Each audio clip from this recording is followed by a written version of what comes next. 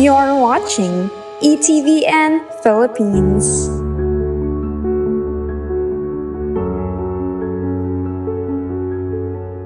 Magandang umaga po ulit sa inyong lahat. Ano po, magandang buhay.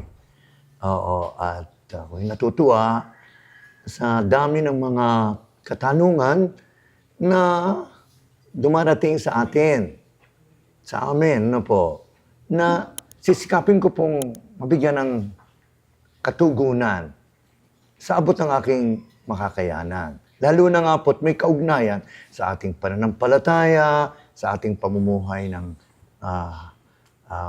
malapit sa Diyos, ano po, at sa pag-iwas sa masama. Ano ngayon ang gusto mong itanong?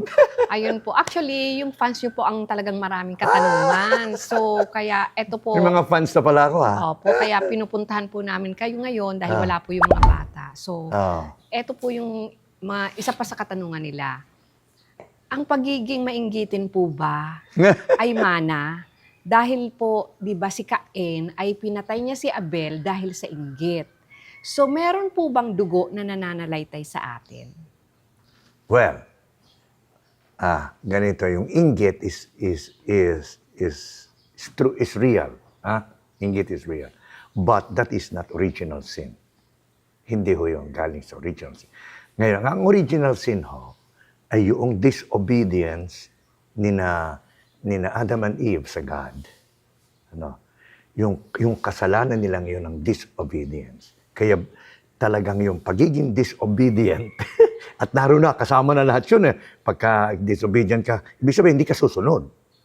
So, nariyan ang lahat. Ngayon, yun hong original sin, that was already forgiven by God. Ano? How? By the death of Christ on the cross. Yun hong kanyang misyon. Tanging misyon. The reason why He came down, itong nagmahal na araw tayo, itong mga kwaresmang ito, at ating inalaala yung paghihirap at kamatayan ng Panginoon, bakit ho niya ginawa lahat yun? Hanggang kamatayan. Kasi siya ang inutusan ng God the Father. Kaya si Jesus ay obedient to the Father. Na siya Diyos, pero sige lang, bababa ako, magiging tao, sapagkat hindi siya po mamamatay kung hindi siya magiging tao. Ano po? So, kinuha niya ang pagkatao para lang siya magdanas ng hirap, sakit at kamatayan para mapagbayaran ang ating mga kasalanan. Bakit? May utang ba tayo? Yes. Nung magkasala ang ating unang mga magulang, ang bunga ho ng kanilang kasalanan ay kamatayan. Kung hindi ho nagkasala sina Eva at si Adan, hypothetical, wala hong kamatayan sa mundo. Yan ho ang reality.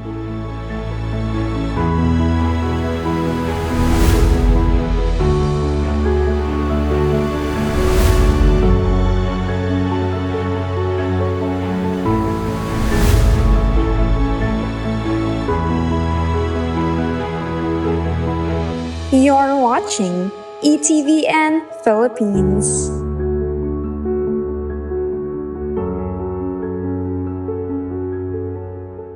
Tayo ho ay basta matutulog, like the Blessed Mother, yun ho ang doctrine ng Church, yung Immaculate Conception. Bukod tangi ho, ang mahal na Birhen, kaya immaculately conceived. Tayo hong lahat ay conceived with macula, with sin, stain. Siya po lamang ang without stain of sin. In preparation sa pagiging ina ni Jesus na walang kasalanan. Yun lang hong kanyang karangalan and privilege.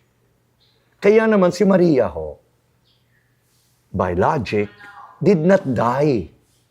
Hindi ho siya mamamatay, walang kasalanan eh. Ano nangyari sa kanya? Siya lang ay natulog sang-ayon sa doktrina ng simbahan at pagkatapos siya iniakyat na sa langit. Body and soul. Ang mga santong napunta sa langit is only a soul. The body remains on earth. But Mary, no. Body and soul was assumed into heaven precisely because she has no sin. Walang original sin. Ngayon, si Jesus paid for our sins. So, na ang bunga ay kamatayan. Kaya tayo namatay. Ano bang ibig sabihin namatay? Napahiwalay kay God, who is the source of life. Kaya ang ginawa ni God, ni Jesus, ibinalik tayo kay God. Yun. Ang utang ay kamatayan, kaya ang bayad, kamatayan. Very, very good here. At yun ang ginawa ni Jesus. And because of that, we were reconciled to God. But that does not mean that that later, kahit tayo ay malapit na sa Diyos, we can, this time on our own, personal naman, tayo na ang personal disobedience pwede. And personal disobedience is sin. Yan. Kaya, yun ang nagagawin. And one of the sins, personal, is precisely inggit. Pero ang inggit ay hindi yan ang pinakamataas na kasalanan. May tinatawag tayo, ano ba ito? Yung 7 capital sins. Na kung iyong i-analyze, lahat nating nagagawang kasalanan ay napapaloob dito. Kaya capital. ina na kasalanan. Ngayon, ano ang talagang pangunahing kasalanan? Pride.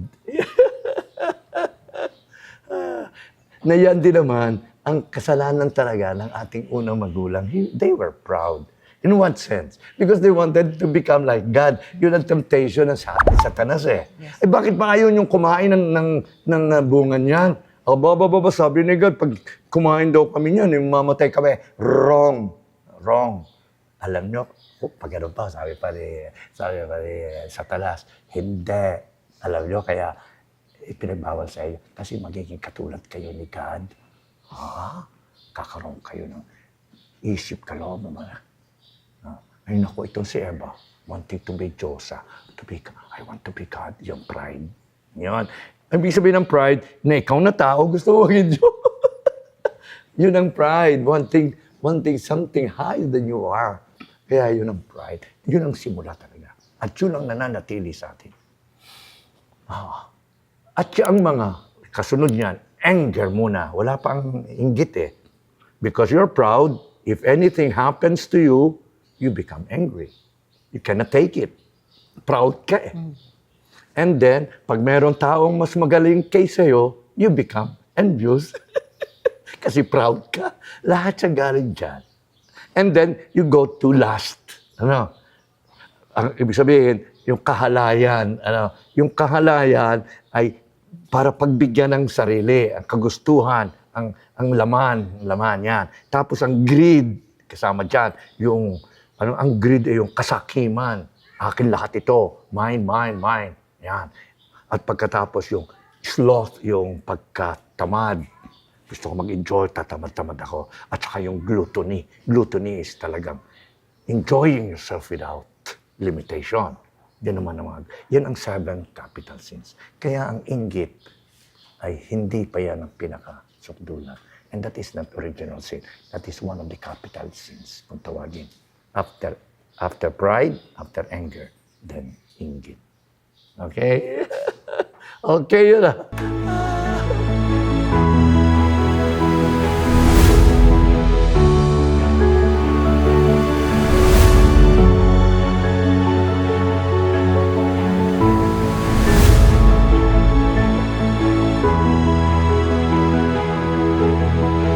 You're watching ETVN Philippines.